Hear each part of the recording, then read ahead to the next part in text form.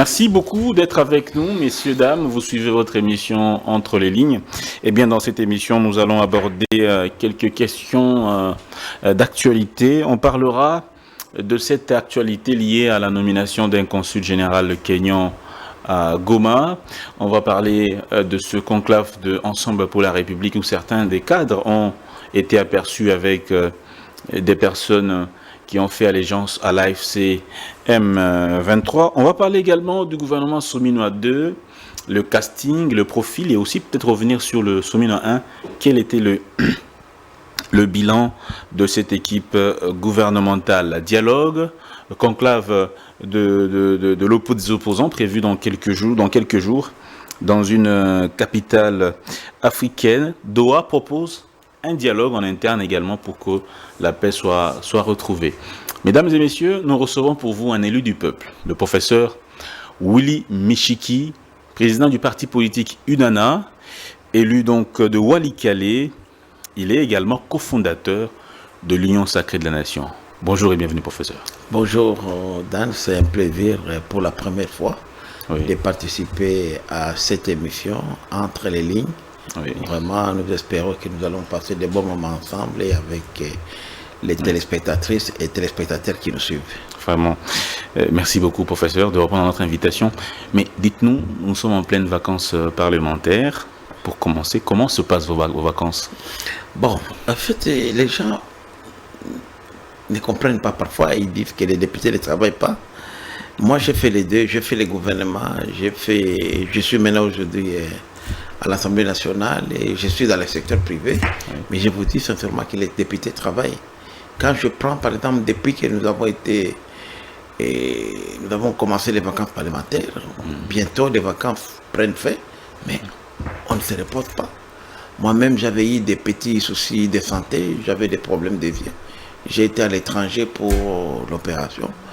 Pendant que j'étais là, ma commission d'environnement, tourisme, ressources naturelles et développement durable était déjà en mission dans les Grands Katanga. J'ai quitté mon lit d'hôpital pour les rejoindre dans les Grands Katanga et nous venons d'arriver aujourd'hui. Nous sommes chaque jour en réunion. Aujourd'hui, nous avons passé toute la journée au fleuve Congo Hotel dans un atelier organisé par les PNID. Renforcement des capacités de Zélie en ce qui concerne la loi de programmation de la police. Il faut des stratégies.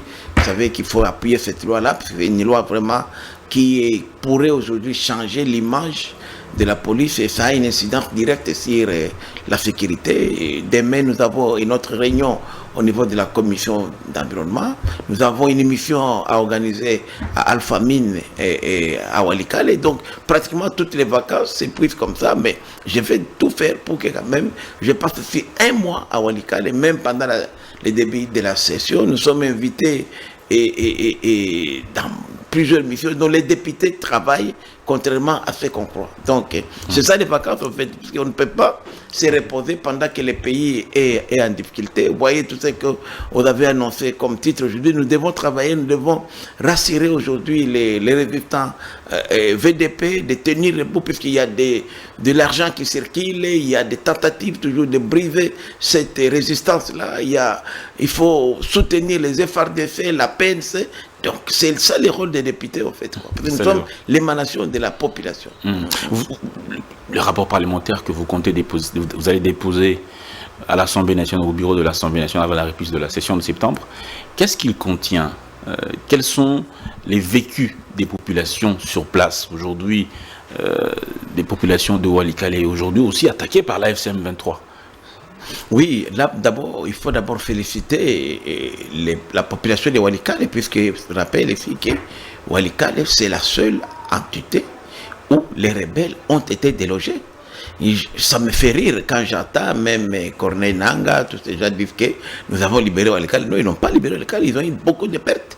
Et depuis que cette agression a commencé, les territoires qui a fait subir aux rebelles de pertes énormes en hommes, en moyens, en logistique, c'est Walikale. Je rappelle ici même qu'ils ont perdu un avion où il y avait des étrangers et même des officiers rwandais pour ne pas parler aussi qui étaient à bord de cet avion-là. Je rappelle ici l'avion Antonov qui était abattu par les drones de notre armée à l'aérodrome de Walikale. Je rappelle ici, on a eu des corps et des corps à Walikale, ils ont même enterré les leurs eux-mêmes, puisqu'ils n'arrivaient pas, ils ont fui Walikale.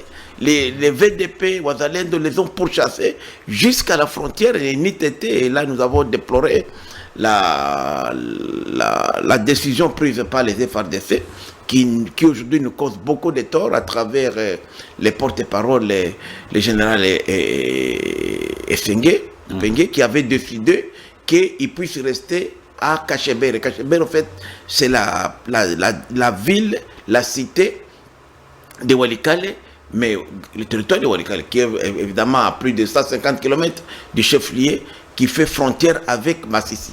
Et là, nous avons, parce que pour nous, les VDP, vous ne voulez pas entendre parler de la rébellion à Walikale. Donc voilà un peu, aujourd'hui maintenant, c'est à partir maintenant de Kachebere, à la frontière avec Mafifi, où ils s'organisent pour éventuellement faire des offensives pour envie de récupérer Walikale, puisque Walikale est à cheval sur 4 provinces, les Nord Kivu, les Sud Kivu, les Maniema et Tchopo. Donc lorsque Walikale tombe, les chefs-lieux de Walikale, ils ont accès à Tchopo, ils ont accès au Maniema, ils ont accès au Sud Kivu. Bon, ils occupent déjà les Sud Kivu aujourd'hui. Donc c'est comme ça que nous, à Walikale, nous avons dit, c'est notre affaire. Et si à Walikale, la résistance a réussi à bouter dehors les ennemis, c'est puisque à chaque fois qu'ils arrivaient dans une cité, toute la population dégarnissait la cité, allait en brousse pour s'organiser et faire la contre-attaque. Ce qui n'est pas le cas à Massissi, Lobero, Rutshuru, ailleurs, où même il y a même certains, je dis la vérité, qui ont collaboré avec et qui font partie même de partis de gens qui sont aujourd'hui dans les gouvernements, qui sont même aujourd'hui dans l'Union sacrée. Et on voit leurs cadres et faire allégeance au M23, ce qui n'a à Walikale, aucun chef coutumier aujourd'hui à Walikale n'a fait allégeance à la rébellion, ce qui n'est pas le cas à Mafifi, à Lubero, Rutshuru. Donc nous avons vraiment fait un bloc, et là je dois ici remercier le chef de l'État qui s'est impliqué personnellement dans la rébellion à Walikale. Ça vraiment, les chefs de l'État, chapeau bas, excellence pour tout ce que vous avez fait pour mon territoire. Et je me suis dit que si les chefs de l'État pouvaient s'impliquer comme il a fait à Walikale, je vous assure qu'on pouvait récupérer toutes les localités occupées aujourd'hui. Et tous les présidents étaient 24 sur 24, ils suivaient la situation de Walikale. Et là, ce qui a même encouragé le VDP. Il faut dire qu'aujourd'hui, si Walikale est libéré, c'est le VDP. Ça fait longtemps que les FARDC ne se battaient plus, ils avaient reçu des consignes de ne pas se battre. Mais les VDP de Walikale sont unis comme un seul homme. Même les VDP de Walikale étaient même disposés à aller jusqu'à Goma, récupérer Goma. Nitete la dissuasion de l'armée, du gouvernement, qui leur a demandé de ne pas aller au-delà de Walikale. Donc Walikale aujourd'hui est contrôlé par le gouvernement, par la volonté de la population évidemment. Les FARDC nous appuient, mais d'abord c'est la première ligne, comme un peu partout sur la ligne de front, ce sont les VDP. C'est comme ça, même quand ça m'a fait lire lorsque j'ai suivi la déclaration la signature de la déclaration de Doha. Ça m'a fait rire, puisque quand le gouvernement fait la déclaration de Doha avec l'AFC M23, mais ça me fait rire, puisque ceux qui sont à la première ligne sont des VDP. Pour les VDP, il n'y a pas de cessez-le-feu, puisqu'ils n'ont pas été associés. Prière de nous éclairer un peu. Les VDP sont-ils dans la réserve de la défense dont la loi a été votée par vous-même? Non. Je voudrais quand même préciser cette situation. Oui. D'abord, la RAD, pour moi, a été mal conçue. Tous les VDP ne sont pas prévus d'être dans la RAD. Comme vous savez bien, la RAD, c'est la réserve armée de l'armée nationale. Oui. Or, quelqu'un qui est réserviste, après cet état, il revient à son état initial. Je suis aujourd'hui Mouzalendo. Je rentre dans la RAD. Après les hostilités, après je reviens, lorsqu'il y a la paix, je reviens encore reprendre la...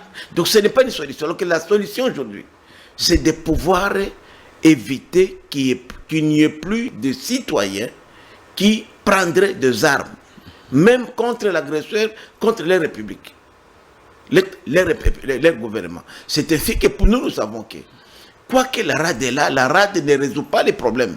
Parce qu'aujourd'hui, après les accords de paix, que ce soit de Doha éventuellement ou de Washington, mais quel est l'avenir de VDP? Quel est l'avenir? Qu'est-ce qu'il faut faire? C'est ça. Parce qu'on a appris que moi j'avais une solution. Oui. J'avais une solution, oui. Mais comme vous savez, l'agresseur a infiltré, lui-même Nang avait dit qu'il a des représentants dans nos institutions. J'avais initié des propositions de loi. On en avait encore parlé dans une autre émission ici, chez vous, depuis plus d'une année. La première proposition, c'était la réforme de la loi actuelle organisant le fonctionnement des FARDC et de la PNC. Et la deuxième concerne les innovations. Les premières innovations que j'ai apportées d'abord, c'est le contrôle du Parlement sur la gestion quotidienne de l'armée et de la police, ce qui n'existait pas aujourd'hui. La deuxième innovation que j'ai apportée dans mes deux propositions de loi, qui sont restées aujourd'hui dans les tiroirs même, soi-disant de notre bureau d'études ou des bureaux de l'Assemblée nationale, pour des raisons obscures, je dois dire la vérité, et consistait à intégrer dans les FARDC et la PNC des patriotes VDP qui ont fait preuve de leur engagement pour la défense de la patrie, qui ont des notions de droit international humanitaire et qui aujourd'hui sont capables de défendre la patrie. Il fallait maintenant les intégrer dans les... Parce que la loi actuelle qui régit l'armée comme la police dit qu'il faut passer par les recrutements. Et ça pose un problème.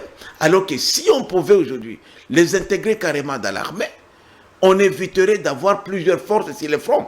Aujourd'hui, j'ai dit, les VDP, même si ils sont bien avec l'armée, mais les VDP ont leur commandement qui ne relève pas du commandement de l'armée. Mais qui commande Non, ils sont organisés depuis... Ça fait 30 ans. Vous savez, les VDP ont commencé comme ça.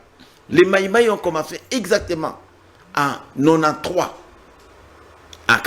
en 93 à Walikale, en Toto. On appelait Katuku. Et là, ce n'était pas contre l'armée rwandaise, c'était contre les réfugiés Hutus qui, à l'époque, fouillaient les Rwandais pour venir chez nous. Comme ils ont attaqué, ils se sont imposés, ils ont même commencé à prendre les droits qui revenaient aux coutumiers, les jeunes gens se sont organisés. C'est le premier mouvement de Katuku. Katuku sont devenus Maïmaï, se sont étendus aujourd'hui les Wazalendo. Donc Walikale, ça fait depuis 93, 94, nous avons déjà les Wazalendo chez nous. Donc nous avons amélioré cette histoire. Et Wazalendo, c'est la population. On ne peut pas dissocier aujourd'hui un Wazalendo à la population. Donc c'est comme ça que j'ai dit, même l'armée américaine, unie comme elle est là, elle ne mettra jamais fin. C'est comme ce qui s'est passé en Afghanistan. Les Américains ont échoué, ils sont partis. C'est comme ce qui s'est passé au Vietnam. Les Français, ils ont échoué, ils sont partis. Et c'est comme ça que nous avons dit qu'aujourd'hui, au début, lorsqu'on a conçu deux processus, le processus de Rwanda, où il y avait le gouvernement de la République et le gouvernement du Rwanda, et le processus de Nairobi, les groupes armés, c'est-à-dire que les AFC M23 et les Wazalendo et les autres face au gouvernement de la République. C'était la meilleure approche. Et du coup, on laisse tomber les processus de Nairobi. Les acteurs qui étaient là, on prend seulement un petit noyau, AFC M23, qui n'est même pas populaire sur le terrain. On les amène à Doha. On prétend négocier un accord de paix en laissant les acteurs qui représentent la population. C'est pourquoi j'ai dit que tous ces effets qui seraient conclus entre le gouvernement de la République et M23 ne réussiraient pas, puisque sur la ligne de front, il y a les VDP qui ne sont pas impliqués. Donc, il faut que les VDP aussi soient à Doha. On devait, puisqu'aujourd'hui, on a tué pratiquement, on a vidé de son essence le processus de Nairobi. Puisque on n'en parlait plus. Il fallait carrément prendre tous les acteurs impliqués dans le processus de Nairobi, les amener à Doha. Et là, parce qu'aujourd'hui, le gouvernement qui signe une déclaration avec... Mais le gouvernement ne représente pas toute la nation et que le VDP sont de la nation. Oui, mais évidemment, parce que les VDP ne sont pas sous le commandement du gouvernement, non. Pas du tout. Vous prenez aujourd'hui Janvier Karayere, vous prenez aujourd'hui quelqu'un comme Yakutumba, vous prenez comme Guidon Chimirai. Ce sont des gens qui sont là depuis presque... Chez nous, à Walikale, ça fait 30 ans. Les autres, ça fait presque 2 décennies. 10 ans, 12 ans, 15 ans. Avant même ce gouvernement ici, avant même cette armée. Ils connaissent le terrain et on ne peut pas les dissocier à la population. Donc c'était une erreur d'approche. Et j'ai dit que si les Américains, si les Qataris veulent arriver à une paix durable, ils doivent absolument impliquer non seulement les VDP, mais aussi les Tyrannéos du plateau, au plateau de Minembwe et les autres groupes qui ne se reconnaissent pas ni dans le gouvernement, ni dans l'AFC M23. Être allié, c'est pour une cause, mais l'alliance, on peut aussi y mettre fin à tout moment. C'est ça la réalité, parce que les VDP aujourd'hui, les Maïmaï, ils étaient alliés à Kabila. Mais les VDP, après, ils se sont retirés. Vous êtes aussi chef coutumier de Walikale. Oui, je suis chef coutumier de Walikale et notable du Grand Kivu. Mais si vous leur dites de déposer les armes, est-ce qu'ils ne vont pas vous écouter? Justement, moi, c'est mon travail. Je suis pacifiste. Mais pour déposer les armes, il faut des conditions. Qu'est-ce que l'autre partie donne? Parce que nous, on ne prend pas les armes maintenant. On a pris les armes pour défendre la terre de nos ancêtres. Je vous dis que c'est depuis 94, 93, que les VDP ont commencé, que le mouvement de Wazalendo, sous le nom de Katuko, devenu Maïmaï, a commencé à Walikale. Et aujourd'hui, vous allez dire de déposer les armes, pourquoi? Qu'est-ce que l'autre partie a offert? Rien du tout. On n'a même pas discuté avec eux. Et nous ne sommes pas des supplétifs du gouvernement, non. Nous soutenons le gouvernement parce que le gouvernement nous a rejoints dans notre combat. Les VDP étaient là avant ce gouvernement. C'est ça que les gens oublient. Cette armée actuelle a trouvé les VDP sur le terrain. Mais qu'est-ce qui fait que vous vous opposez parfois? Il y a parfois des affrontements entre les VDP et les FRDC. Pourquoi parfois ces affrontements-là? Justement, c'est ça, parce que lorsque les FRDC, et ils ont un commandement de Kinshasa, mais les VDP sont locaux. Les VDP de Walikale n'ont rien avec les VDP de Massifié. N'ont rien avec le VDP de Calais, avec le VDP de Fizi, d'Ouvir. Il y a plusieurs commandements. Mais plusieurs commandements. Le commandement est local. Mais il collabore dans les opérations. C'est pourquoi vous ne verrez pas un VDP, par exemple, de Walikale, aller jusqu'à Ouvir. Ils peuvent aller dans les périphériques, comme par exemple aujourd'hui, nous avons Maïmaï qui Kifuafua, de Walikale, qui sont même jusqu'à Kabare. Ils sont à Calais, au Sud Kivu, puisque ce sont des territoires voisins. Ils doivent empêcher que l'ennemi ne progresse vers Walikale. Ils sont même, par exemple, même de Walikale, ils sont au Grand Nord toujours. Ils sont à Lubero, à Beni. Donc, ce sont des réalités. Mais aujourd'hui, ne pas associer les VDP dans le processus de paix de Doha, même plus tard de Washington, croyant qu'ils sont dans la rade, c'est une mauvaise lecture. Mauvaise lecture. Et tous les VDP ne sont pas pour la rade. La rade même ne rassure pas. Vous avez vu la rade aujourd'hui et ne rassure à rien. Quelle influence a le commandant de la rade? J'aime bien, je n'arrive pas dire, mais son temps, son époque est révolue. Moi-même, je suis même plus influent auprès de VDP que lui, que les autres. Ce sont des réalisations. Nous sommes les émanations.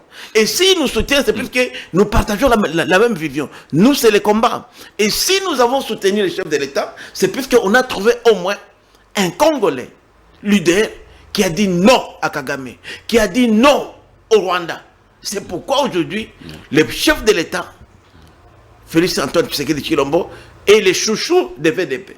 Rien que ça. Mais les jours que lui va embrasser les VDP, il faut lui tourner les dos aussi, comme on a fait avec Kabila. Professeur Willy Michiki, parlons cette fois-ci de cette actualité. Le Kenya a nommé un consul général à Goma. Cette information a créé de remous. Comment vous comprenez cet acte posé par le Kenya? D'abord, ce ballon de fer, ou c'est quoi? C'est un acte d'agression. Le Kenya connaît très bien cette région. Je rappelle ici qu'il y a une compagnie aérienne kenyane qui fait régulièrement Goma, Nairobi, des vols réguliers. Le Kenya, il n'y a pas une ville où les Kenyans sont aussi nombreux qu'à Goma en RDC. Les troupes kenyanes ont été là-bas. Rappelez-vous, ici, sur ce même plateau, dans une autre émission, lorsque Ruto était élu, une semaine après, je vous prends à témoin vous-même avec votre collègue Naomi. Qu'est-ce que j'avais dit? J'avais dit, comme l'ancien président est parti et que Raila Odinga n'est pas passé, il ne faut pas accepter le déploiement du contingent kenyan, puisque Ruto est d'origine Tutsi. Les Kalinji, ce sont les Nilotiques, ce sont les Tutsis. Et j'avais même dit ici que je connaissais Ruto il y a plus de 20 ans, que je l'ai rencontré, que je le connais personnellement à l'hôtel Continental là-bas, où on me l'a présenté comme un Tutsi dont les parents avaient immigré au Kenya. Je l'avais dit ici, vous vous rappelez? Un Tutsi de quel pays? Non, il est... En fait, les Nilotiques, c'est comme aujourd'hui, vous prenez les Museveni. Museveni est un Tutsi, mais de l'Ouganda. Mais son ethnie en Ouganda ne s'appelle pas l'ethnie Tutsi. Là, ils ont un autre nom. Vous allez au Kenya, il y a aussi des Nilotiques. C'est la famille, c'est l'ethnie du président Ruto, qui sont des Kalinji. Et il y a une solidarité entre eux. Comme aussi ceux qui sont en Érythrée. Pourquoi aujourd'hui, vous allez trouver aujourd'hui dans la rébellion, dans AFC M23, il y a des troupes érythréennes. Les Érythréens sont là, qui se battent à côté de rebelles, à côté des Rwandais. Puisqu'ils sont nilotiques. Puisque pour eux, nous les menaçons. Les Banyankore en Ouganda, ils parlent la même langue que les Rwandais. C'est la langue aussi que parlent nos frères Hema. Quand un Hema parle, Museveni parle Hema au Congo. C'est pourquoi vous avez vu que le jeune général, il est agité en disant qu'on est en train d'exterminer les Hema et par les Codeco en collaboration avec le gouvernement. Il a renvoyé des troupes, il a monté CRP de Thomas Lubanga à toute pièce. Nous connaissions comment il a commencé. Il y a même des collègues députés, dont honorable Oriben Djabou, qui étaient partis en Ouganda dissuader Thomas Lubanga de ne pas monter ce groupe-là. Et aujourd'hui, Thomas Lubanga est venu. Et un groupe armé monté de toutes pièces par l'Ouganda, prétestant soutenir les Hema. Alors qu'on n'a pas de problème avec les Hema. Il y a des députés Hema, il y a des amis Hema, il n'y a pas de problème. Donc, vous voyez que c'est ça, en fait, que nous n'agissons pas. C'est pourquoi moi je pense que l'acte que le gouvernement kenyan a posé, c'est un acte de déclaration de guerre. D'abord, ils ne l'ont pas retiré. Ils ont donné des prétextes fallacieux pour dire qu'ils doivent notifier le gouvernement. Et c'est bête, ça, même se moquer de nous. Vous allez notifier, si c'était un pays de l'Amérique latine, ou peut-être d'Alaska, je comprendrais, ils ne connaissent pas cette région. Mais les Kenyans qui connaissent ici, donc c'est un acte de guerre. C'est la concrétisation de la balkanisation. Et si nous laissons ça passer, les autres pays, demain, ça sera les Rwanda, ça sera l'Ouganda, peut-être l'Éthiopie et d'autres pays, l'Érythrée. Donc c'est pourquoi moi je pense que le gouvernement de la République, Dan, doit frapper fort. Comment? Vous savez qu'aujourd'hui, la première métier d'abord à prendre, concrètement, c'est la rétorsion économique. Vous savez qu'aujourd'hui, 30 à 35% des exportations et importations du port de Mombasa, qui couvre 70% du budget de l'État, c'est la cargaison congolaise. Moi, je suis de Walikale. Oui. Chaque mois, il y a 2000 camions qui quittent Walikale chez moi pour amener les minéraux, la cassiterite, au port de Mombasa. Alpha Mine, qui aujourd'hui est une société dont les actions, certaines actions viennent d'être rachetées par le gouvernement de Qatar. On ne sait pas si les Rwandais sont derrière. Alpha Mine aujourd'hui, c'est la plus grande mine d'étain en Afrique. La deuxième au monde. Ce bureau, le plus grand bureau de Alpha Mine, ne sont pas à Walikale, ne sont pas à Kinshasa ou à Goma, ils n'étaient pas même avant la guerre, sont à Nairobi et à Mombasa. Le deuxième bureau le plus important en transit sont à Kampala. Donc nous ne profitons pas de cette société-là. Alors que ce sont des milliards de dollars qui passent par les ports de Mombasa. La première décision, aucune marchandise en importation, en exportation, ne pourra plus passer par les ports de Mombasa. Deuxième décision, on doit suspendre, comme on a fait avec Rwandair, non seulement les vols de Kenya Airways ici sur le territoire congolais, notamment à Kinshasa et à l'aéroport de Luano à Lumbashi, mais aussi interdire les survols des aéronefs immatriculés au Kenya sur l'espace de la RDC. Troisième décision, nous devons rappeler tous nos diplomates, comme on a fait avec les Rwandais ici. Je rappelle ici que l'AFC a été créé à Nairobi.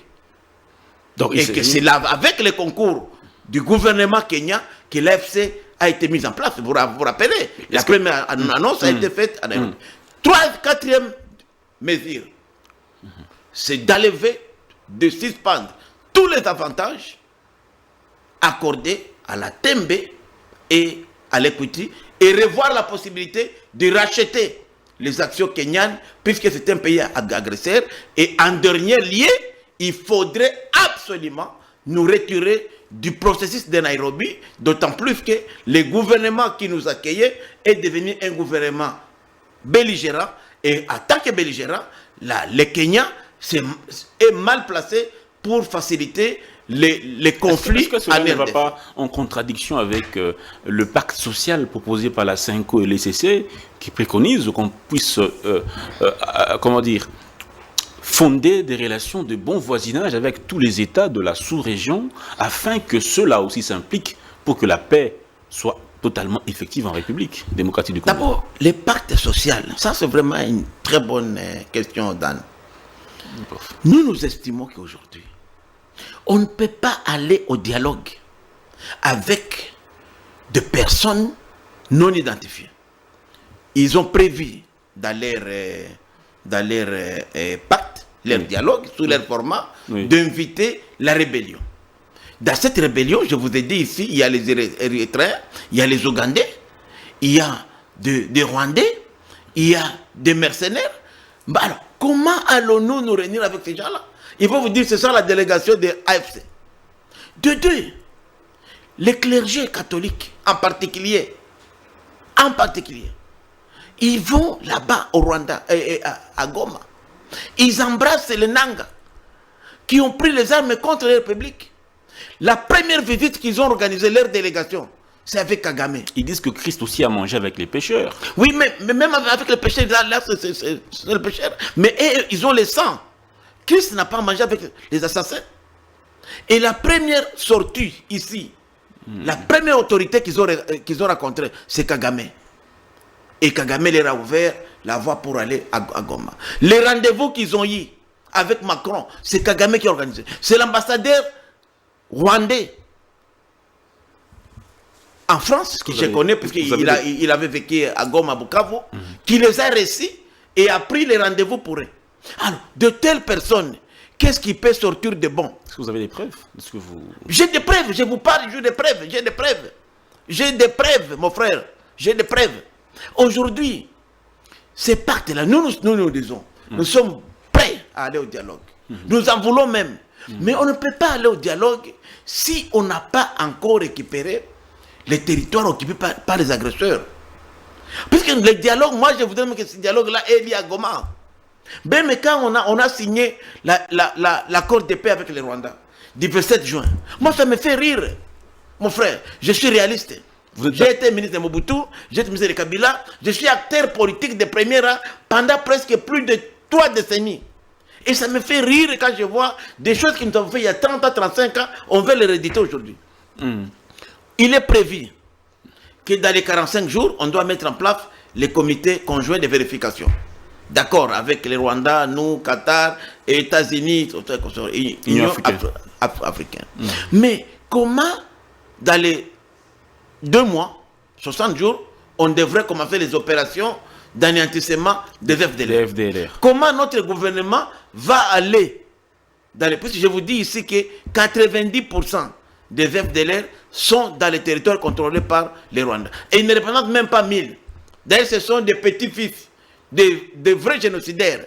Parce que presque tous, d'ailleurs, aujourd'hui même l'armée rwandaise, quand vous regardez l'armée rwandaise, 30% des militaires qu'on envoie ici sont des FDLR recyclés, qui étaient partis là-bas, dans les opérations de retour au pays. On les a recyclés, comme ils connaissent bien les Rwandais, on les ramène ici. Et quand ils viennent ici, ils ne s'attaquent pas à leurs frères. Est-ce que vous avez déjà entendu une fois les M23 faire des opérations contre les FDLR? Vous allez à Rutshuru aujourd'hui, parce que moi j'ai une plantation là-bas, à quelques kilomètres de Rutshuru centre. Je rappelle que ma mère est de Rutshuru, mon père est de Walikale. Vous allez là-bas aujourd'hui, même dans ma plantation, il y a les FDLR qui sont là. Au contraire, qui collaborent avec les M23. Dans ma plantation à Katuiguru, c'est entre donc Rutshuru et Ishacha. Dans ma plantation, moi-même, même avant la rébellion, je ne pouvais pas aller là-bas. Moi-même, propriétaire, je vous dis. Mais on a signé cet accord de paix à Washington. C'est ce que j'ai dit, que l'accord n'est pas réaliste. Parce que comment notre gouvernement va aller là-bas pour combattre les FDLR? Nous passerons par où? Puisqu'il fallait d'abord, cet accord-là, rien ne pourra marcher si les rebelles ne se retirent pas des territoires qu'ils occupent. Qu'ils retournent d'où ils sont venus, en Ouganda, au Rwanda, pas au Congo. C'est à ce moment-là que nous et les Rwandais, nous pouvons combattre, neutraliser les FDLR. Ça c'est pas possible. Et en plus, les Rwandais conditionnent son retrait, ici, qui couvre par des forces défensives et tout ça, des histoires de la bidon, qui ne tiennent pas quelle théorie, par la neutralisation des FDLR. Pour vous dire que moi, je suis convaincu que l'unique voie pour imposer la paix, c'est la guerre. Nous devons nous préparer à la guerre. Le député national Jean-Baptiste Kassekwa estime que les personnes qui vont discuter à Doha, la délégation n'est pas assez bien constituée pour parler, bien défendre la République démocratique du Congo, que ce soit à Washington comme à Doha. Il a demandé, il a suggéré qu'il y ait des leaders locaux également qui soient intégrés dans les groupes des négociateurs. Bon, moi je crois d'abord il faut dire que les problèmes de l'Est, c'est le problème national. Oui. Je ne crois pas seulement que, puisque Michiki était notable de l'Est, Michiki est élu de l'Est, que je suis mieux outillé que les collègues et les compatriotes de l'Ouest ou du Sud ou du Nord. Non, je ne pense pas. Moi, je crois que c'est la vision du gouvernement. Oui. Je sais que le chef de l'État a toujours voulu résoudre les problèmes d'une manière pacifique. Malheureusement, les gens en abusent. Lorsque je fais la lecture de tout ce qui se passe aujourd'hui, je suis... Parce que vous savez aujourd'hui maintenant, vous savez le problème c'est quoi? Ce n'est rien avec ce qu'ils disent FDLR. Il n'y a même plus de FDLR. Rien, il n'y en a pas. Les vrais problèmes, chaque jour qui passe, il y a des tonnes de coltan qui quittent Rubaya pour aller au Rwanda. Aujourd'hui, ils ont occupé la mine de Tongiza, au Sud Kivu. Au moment où je vous parle, ils produisent l'or, les minéraux stratégiques. Ils pillent le café, ils pillent le pyrochlore à Rutshuru. C'est ça le vrai danger. Vous êtes également accusé, vous, leader de Kivu, vous êtes accusé également, certains d'entre vous sont accusés d'être de connivence. Oui, je le confirme et c'est avec vraiment amertume, surtout que quand j'attends de grands chefs coutumiers, de Massissi, une partie de Lubero, un peu de Rutshuru, qui ont fait allégeance au M23, qui même sont devenus, qui font même leur propagande, qui sont en train de convaincre les VDP de laisser les armes, de leur donner le passage. C'est pourquoi vous avez vu que la pénétration de AFC M23 était facile à Rutshuru, même dans les sites de Lubero, même dans Masisi, puisqu'il y a eu la connivence des locaux. Si à Walikale, on a fait la résistance, c'est puisque nous avons dit non, ce qui s'est passé ailleurs, pas ici. C'est pourquoi j'en appelle ici. Tous ces chefs coutumiers-là, qui ont fait allégeance au M23, qui sont encore là aujourd'hui, parce qu'ils pouvaient fuir aussi comme ailleurs, qu'ils soient sanctionnés par le ministère de l'Intérieur. Puisque c'est inacceptable. Les chefs coutumiers que nous sommes, nous avons comme autorité les ministres ayant les affaires coutumières dans ses attributions. Et je ne vois pas le VPM Jacques Chabani prendre une décision contre ces gens-là, dont certains membres même de nos familles. Donc, c'est ça qui, aujourd'hui, les entête. Lorsque même les rebelles arrivent à dire que non, aucun document émis à Kinshasa ne peut être accepté là-bas. Donc, pour eux, c'est une autre république. C'est pourquoi moi je dis que la seule voie aujourd'hui, nous devons nous préparer à faire une guerre totale. S'ils veulent venir, ils sont les bienvenus à Kinshasa. Mais nous devons nous battre. Je ne crois plus à Washington, je ne crois plus à Doha. Pourquoi vous ne croyez plus à Washington? Je pense qu'il faut nous battre jusqu'au bout. Pourquoi vous ne croyez plus à Washington? Puisque la volonté de ces gens-là, de ces rebelles-là, ils n'ont pas la volonté d'aller vers des solutions pacifiques. Il n'y a que les armes. Et il n'y a pas une meilleure armée que la population. Si les Congolais sont mobilisés, c'est pourquoi moi j'estime que d'abord aujourd'hui, le gouvernement doit mettre fin à l'état de siège. Parce que l'état de siège a démontré ses limites. Nous devons aujourd'hui jouer sur la population. La mobilisation des populations, même dans les entités occupées par les rebelles, pourrait changer la donne. Vous vous rendez compte aujourd'hui à Goma, la seule voie, c'est la guerre. La seule voie, c'est la guerre, puisque la paix avec les rebelles de AFC M23 n'est pas possible. Puisque c'est les ressources. À moins qu'on fasse une deal avec eux, on leur dit voilà, nous voulons la mine de Roubaya, nous voulons les pyrochlores, nous voulons Alpha Mina Walikale. Là, ça va. Puisque ils n'ont aucun fondement idéologique. Et ça me fait très mal de voir les clergés catholiques qui prêchent Dieu, le vrai Dieu, ils vont embrasser les gens qui ont le sang. Et moi je dis, comment je peux respecter encore ces clergés-là? Comment je peux croire même à leur engagement divin? Ce sont des sorciers, ce sont des assassins. C'est pourquoi moi j'estime que tout dialogue qui se ferait avant la reconquête des espaces occupés par les rebelles serait une capitulation, serait une ouverture à la barricade. J'aime bien Martin. Martin, c'est un garçon brillant. Fayoulou, il est très bien, mais il doit comprendre qu'il y a une donne qu'il ne maîtrise pas. On ne peut pas s'asseoir sur la même table avec les rebelles s'ils n'ont pas encore libéré le territoire. Kabila fils l'a fait à plusieurs reprises. On va dire à Sun City, il a réuni tous les belligérants qui occupaient chacun une partie du pays. Ils ont fait l'accord de Sun City. Après cela, il a eu également des accords avec les groupes armés en 2009, en 2011, en 2013, ainsi de suite. Lui, il l'a fait à son époque. Est-ce que c'était des erreurs qu'il avait commises? Mais ce sont des erreurs puisque ça n'a rien donné. Ce sont les mêmes gens qui étaient CNDP, qui sont revenus comme M23, qui reviennent aujourd'hui, ce sont les mêmes. Donc il n'y a rien qui a changé. Puisque c'était une mauvaise approche, une mauvaise lecture. Pourquoi nous soutenons Tshisekedi? Moi, je ne suis pas un fanatique, non. Je suis élu, je suis député, je ne suis pas nommé. Nous soutenons M. Tshisekedi Félix Antoine, puisqu'il a réussi à nous rassurer qui ne va pas faire la complaisance vis-à-vis des agresseurs. Voilà l'essence de notre soutien à Tshisekedi. Il va lui rester 2 ans et demi. Debout, c'est pour ça que j'ai dit qu'il faut qu'il y ait d'autres Tshisekedi après 2028 pour continuer ces combats-là. Voyez-vous un leader? Parce que la capitulation aujourd'hui, Kabila a capitulé, on est où aujourd'hui? Lui-même Kabila, qui a prétendu combattre les M23, qui a prétendu avoir, j'étais son ministre, vaincu les M23. Lui-même, après avoir vaincu une force, il s'est précipité pour aller encore à Nairobi, signer un accord de paix avec lui, qu'il n'a pas respecté.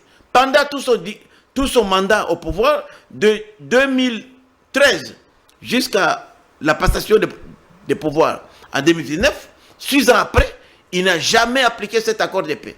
Et lui-même revient comme chef de guerre. Lui-même, il vante la rébellion. Donc, vous savez, nous sommes dans un monde, même les autres à l'étranger, dans les salons diplomatiques, on ne comprend pas. On dit, mais c'est Kabila ici qui a dit aux Congolais, combattez l'M23. C'est Kabila qui a refusé de faire retourner les réfugiés congolais qui sont au Rwanda aujourd'hui, dont d'ailleurs tous, presque 90% sont dans les M23 aujourd'hui. Tous les jeunes à l'âge qui étaient partis là, ils avaient 8 à 10 ans, ils ont 18 ans, 20 ans aujourd'hui. Ils sont dans l'armée, dans la rébellion, recrutés. Donc il ne reste plus rien. Ce sont des vieillards fatigués, il n'y a plus rien. On va rapatrier même qui. Et ils sont intégrés chez eux. Donc c'est vraiment, moi quand je fais la lecture parfois, Je suis dans la majorité à l'Union sacrée. Et c'est ça aussi qui nous dérange. À l'Union sacrée, où on devait monter des stratégies, l'Union sacrée est dans des conflits d'histoire, des rançonnements, des mandataires et tout ça. Donc, au lieu que les gens voient notre... Parce que moi, je suis inquiet, je vous dis, je suis inquiet de notre avenir. Le chef de l'État, c'est un homme extraordinaire. Et je ne voudrais pas que ce qui est arrivé aux autres, à Kabila, à Mobutu, nous arrive aussi. Comment? En 2028, Comment nous ça? devons préparer l'alternance. Et pour préparer l'alternance, il faut consulter les gens. Kabila, nous devons travailler. Mobutu a été chassé ou renvoyé par Laurent Désiré Kabila. Mobutu a été chassé. Kabila a été assassiné. Justement, Kabila assassiné. Joseph Kabila aujourd'hui a été là. Il a mal préparé son alternance. Son candidat a été un mini-fretin choisi à la dernière minute. Nous voulons, nous, à l'Union sacrée, c'est pourquoi on n'a pas besoin de poste. Moi, je suis député, il y a d'autres qui peuvent avoir. Mais nous voulons, nous, aujourd'hui, assurer d'abord l'alternance. Conserver le pouvoir le plus longtemps possible. Et je comprends que c'est ça, les soucis. Vous savez, dans l'Union sacrée, qui est un chef de l'État très occupé. Pendant 2 semaines, il a réuni l'Union sacrée pendant 3 fois.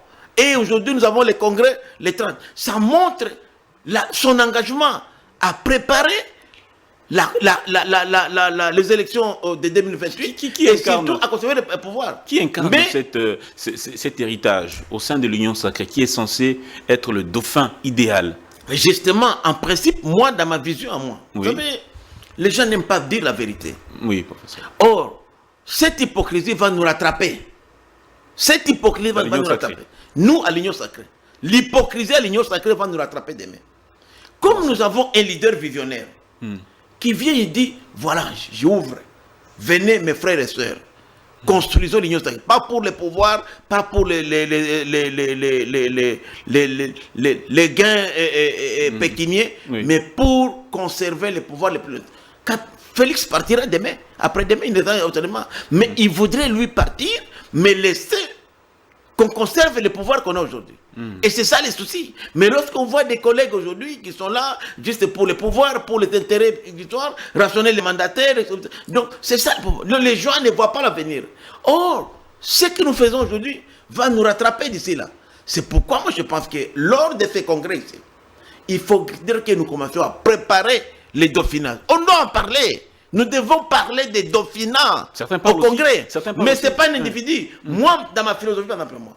Il faut les quand nous avons fait... Aller aux primaires, peut-être. Quand nous avons fait, nous, des propositions sur la réforme de la charte de l'Union sacrée, dans notre vision, nous l'avons préparé. 1, à conserver le pouvoir le plus longtemps possible. 2, à impliquer le maximum de leaders, même ceux-là qui nous ont quittés hier, qui sont aujourd'hui avec Kabila, avec AFC et consorts, qui reviennent à l'Union sacrée. Les Katumbi. Ils sont les bienvenus à revenir. Mais pour qu'ils reviennent, nous devons les rassurer. Nous devons montrer le sérieux que nous avons.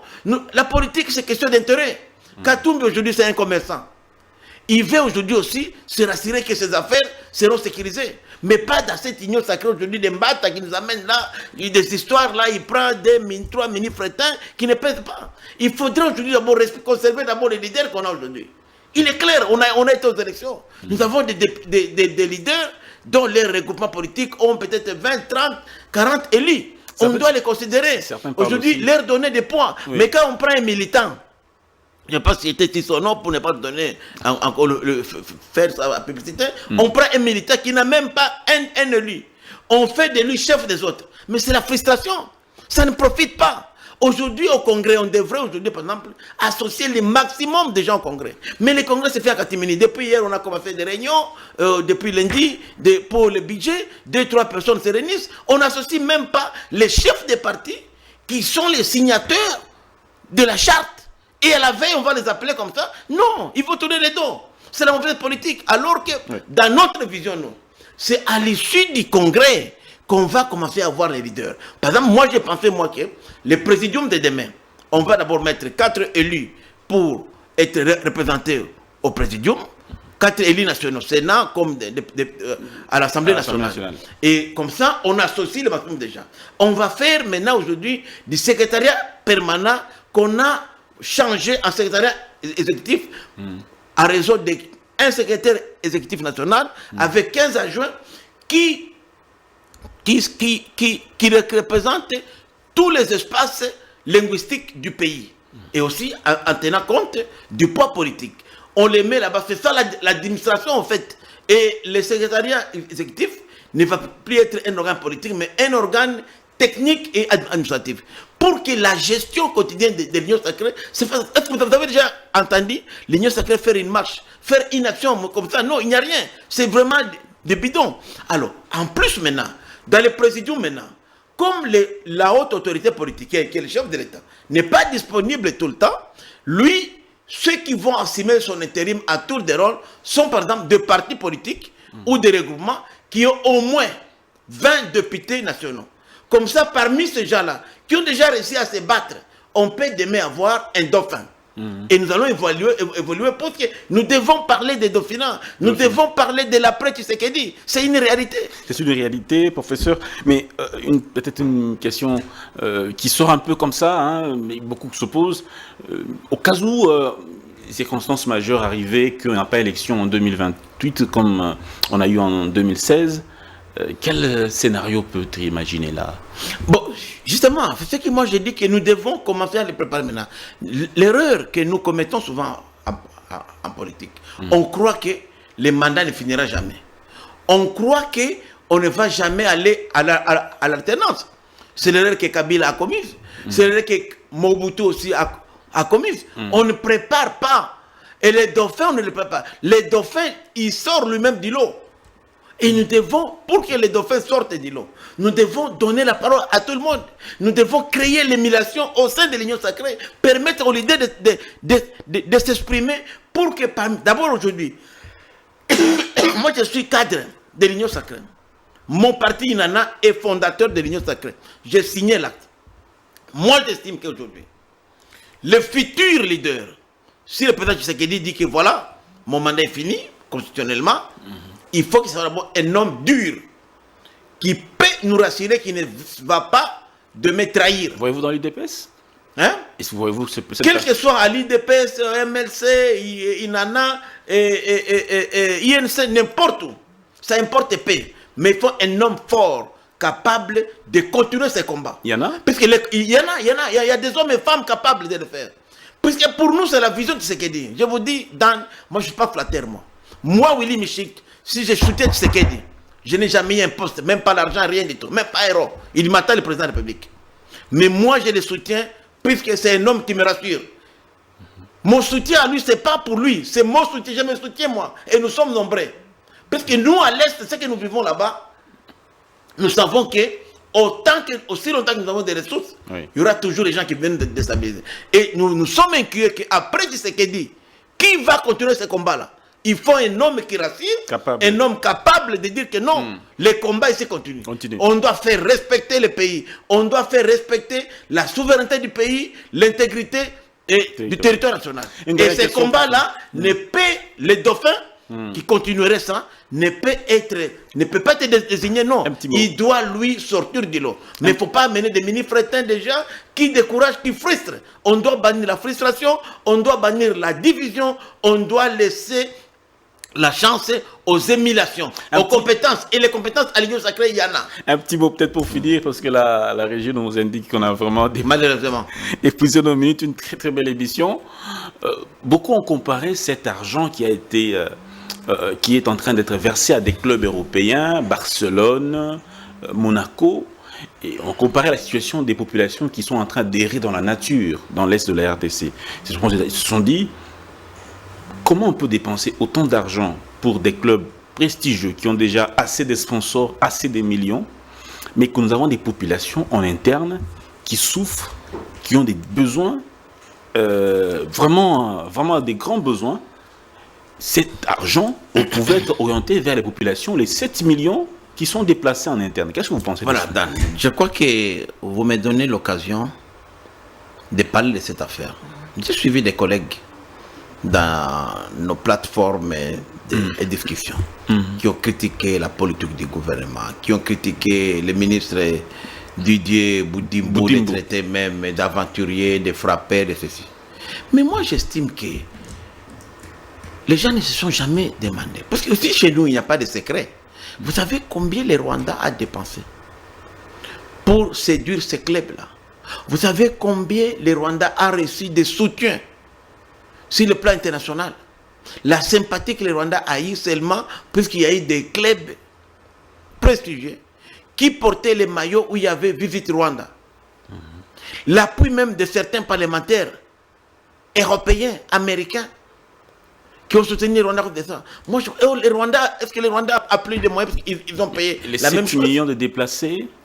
Oui. Certains semblent sans assistance. Mais c'est ça que j'ai dit. Même le Rwanda a plus de problèmes sociaux que nous.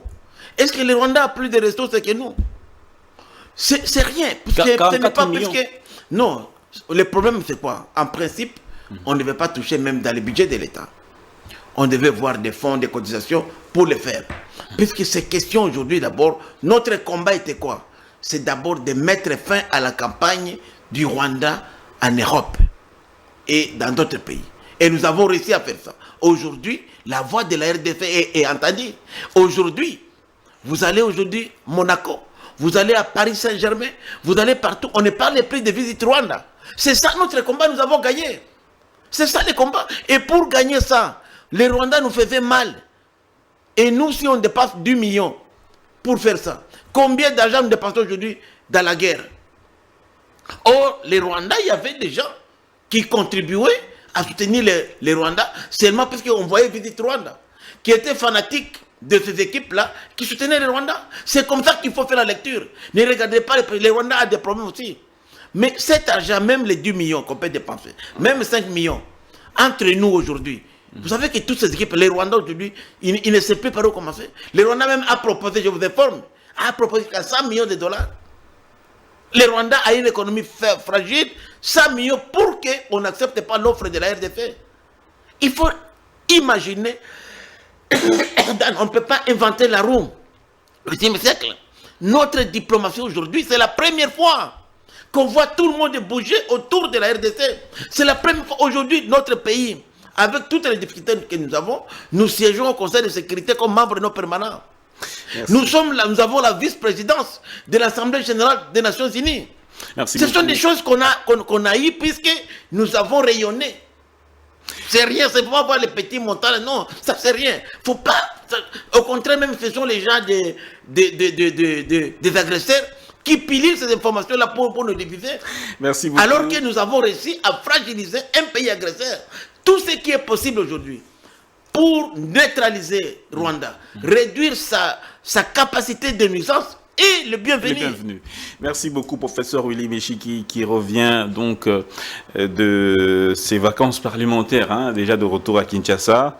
Merci beaucoup d'avoir été de nôtres. Nous sommes parmi les premiers à qui vous avez accordé cette interview. Merci pour ce privilège et cet honneur. On vous souhaite donc bon vent pour cette nouvelle session qui s'annonce, session de septembre. Essentiellement budgétaire, qui est une session importante pour nous, parce que nous devons donner les Congolais à manger, même si on est en guerre, mais les Congolais doivent quand même, on doit prendre en compte les soucis des Congolais, qui est notre préoccupation première d'ailleurs. Merci beaucoup, professeur Willy Meshiki. Merci aussi à vous tous qui nous suivez.